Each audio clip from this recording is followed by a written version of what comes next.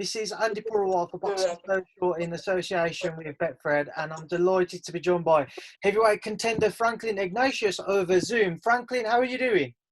I'm good, man. Thank you. I'm good. How are yourself? I'm keeping it together, man. I'm keeping it together. Obviously, it's good to have boxing back first and foremost. We've had a good, couple of months now of shows returning. What have you made of boxing's return? It's good. It's good when boxing is back. I've definitely missed it. I'm sure the paying public have as well. Obviously, with the closed doors, there's no stadiums as of yet, but at least we're seeing shows on TV and no one can complain. You know, it's the best we can have at the minute. Now, we'll come on to some of those shows and what's happened in a little while, but just to stick with yourself, as it's your first time with the channel, Franklin, just kind of talk to me about your background and your route into the sport. How did you kind of find yourself into boxing and what made you believe you can pursue a career in it? Okay, sure. So basically, I started boxing through Box Up Crime when I was a kid. I went to my first boxing club at 18 while I was at university, Golden Gloves.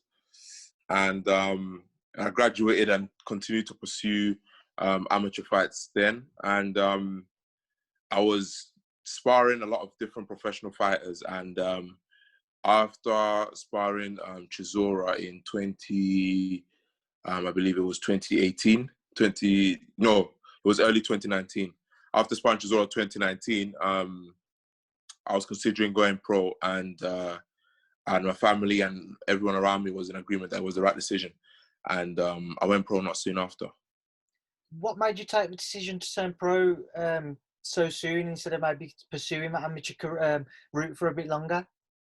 I felt like I was at a stage where I'd had a grounding that I needed, like in terms of my confidence in fights and things like that. I fought and won 2 titles as an amateur as well. So I was already in a stage of my career where I felt I've had more preparation, and the Olympics never really interested me as a goal to pursue. My whole thing was always on the pro game. The fights I admired were always on the pros. So that's why I wanted to make my mark. Talking about the beginning of your career, Franklin, obviously we know you 1-0. You fought on a Matchroom show at the back end of last year to secure that victory. How have you found kind of a professional rank so far? It's good, you know. I feel like professional boxing game, if it suits me like a glove, I'm quite happy to be doing it. It's definitely been a lot of learning behind closed doors, but I'm enjoying every minute of it. Honestly, I can't complain. Teamed up with Tony Simmons as well recently at that Matchroom gym. Talk to me about what prompted that kind of move and how have you found it? It's been a very good move for myself. I feel like he's given me the guidance that I need at this stage of my career, and working with him together, I think he's gonna get the best out of me. We've obviously seen, over the years, been many a heavyweight who have gone through that gym. Most recently, we've seen AJ spent some time training there, especially when he first turned over. Is that key to have somebody in your corner who has worked with the likes of AJ? 100%. I feel like that experience is crucial in my development because, like you said yourself, I haven't been long in the game. So definitely having that experienced eye that's guiding me and taking me through the ranks is crucial.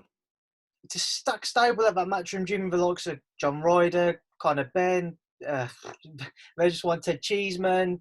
There's plenty of others which aren't kind of John Doherty. There's plenty of others in there which I'm kind of slipping my mind at me. But obviously, it's a stacked stable to be a part of. What's it kind of the environment like? How would you all bounce off each other? I feel like it's a very supportive environment. I definitely watch everyone doing their work and learn a few things off them as well. And it's almost like a close unit. So it's everyone's very supportive of one another and pushes one another on. So definitely, I'm enjoying my time there. With yourself now, I know it's kind of on the back of this pandemic, or still in this pandemic, but shows just returning. How do you see the coming months or certainly the rest of this year playing out for yourself? When could we expect to see you back in the ring? Tony's working with me, and we're still working on a lot of things in the gym, but we're hoping that before the end of the year to get a show again, at least maybe November latest. But we're just working every day in the gym, and when the opportunity comes, I'll take it with both hands. Normally at the beginning of people's careers, we always see them kind of going in with either somebody with a similar record to themselves. In your case, maybe 2-0, 3-0, or somebody who's seen as a journeyman who's going to be getting you the rounds. When you're in sparring or when you're in the gym, what level do you see yourself at currently? To be honest, I guess you better ask my coach this, because personally, I feel like I go the way. Like, I was sparring people. I've sparred a lot of people who on paper look way above my level, and I'm holding myself well with them. So it's something for my coach to say, what level I am at right now in terms of where he's going to be pushing in terms of my competition. But I'm ready to take on all comers. Let's touch on some of those people who you've sparred with. You mentioned Derek Chisora first and foremost previously. What was that work like with Derek? It was good, He was he's a very tough competitor, but I held my own, and I was obviously doing what I needed to do. Honestly, I was grateful to him for the opportunity, and I learned a lot from it. Derek's obviously still waiting for a date, looking for that Alexander Usyk fight. If that still does come off, how do you think Derek fares in that bout? I think he actually has a strong chance of winning the bout. I've watched Usyk's last fight. I wasn't convinced by his power at heavyweight. So knowing that Derek is a quite strong, physically powerful fighter, if he can get to Usyk within the distance, which is very possible, I can see a stoppage. I know you've also shared the ring with Daniel Dubois and Joe-Joyce during sparring. Just first and foremost, just talk to me about your sparring sessions with them, and what are the main differences? What's, from a technical standpoint, what do you have to do differently when you're in the ring with Daniel compared to when you're in the ring with Joe? Both of them are good competitors in their own right. I think it's mostly just, of course, like any fight, it kind of depends how everyone's feeling on the day. Some days you go in and you want to have a tear up, and some days more of a technical work. But either way, I feel like both fighters, they're good in what they do. With I guess with Dan, you're more looking to also kind of leave your mark, and with Joyce, it's almost a bit more of a slightly more technical match, because it's going to go rounds and go distances. But either way, it's good work with either of them. Both of them two kind of waiting for an official date as to when they can get their All British heavyweight title fight on. What do you make of their clash when it is announced? How do you see it playing out? I'd be very curious to watch both of them fight.